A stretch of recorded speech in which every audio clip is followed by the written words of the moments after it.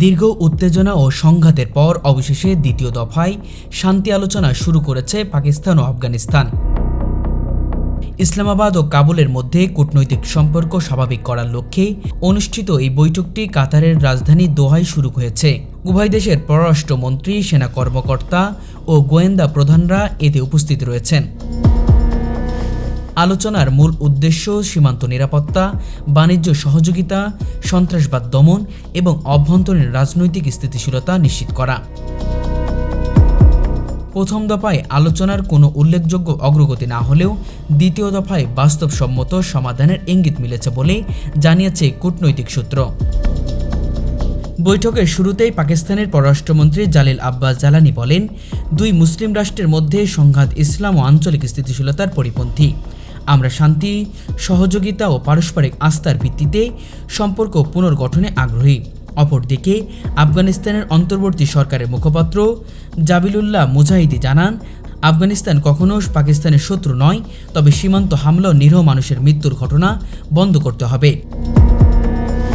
তিনি বলেন, আমরা চাই শান্তিপূর্ণ সীমান্ত, যেখানে অস্ত্র নয়, পণ্য ও বন্ধুত্বের আদান প্রদান হবে।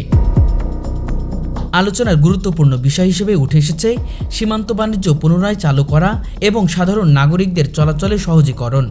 পাকিস্তান চায় আফগানিস্তান থেকে আসা পণ্যের উপর অতিরিক্ত শুল্ক প্রত্যাহার করা হোক। অপরদিকে আফগানিস্তান চাইছে পাকিস্তান তাদের নাগরিকদের ভিসা নীতি সহজ হোক। কূটনৈতিকদের মতে অর্থনীতি সহযোগিতা ছাড়া রাজনৈতিক সমাধান টেকসই হবে না। দোহা বৈঠকে উপস্থিত জাতিসংঘ ও সৌদি আরবের প্রতিনিধি উভয় দেশকে সংযত থাকার আহ্বান জানিয়েছে।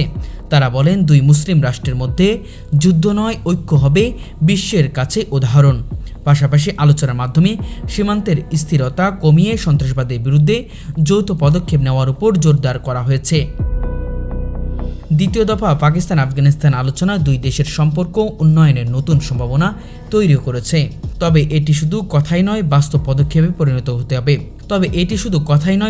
পদক্ষেপে পরিণত করতে হবে। সেটি হবে বড় চ্যালেঞ্জ। সীমান্তে স্থায়ী শান্তি, জনগণের আস্থা এবং আঞ্চলিক স্থিতিশীলতা অর্জনের জন্য এই সংলাপ হতে পারে নতুন অধ্যায়ের সূচনা, যদি উভয় দেশ সত্যিকার অর্থে সহযোগিতা মনোভাব এগিয়ে নিয়ে আসে।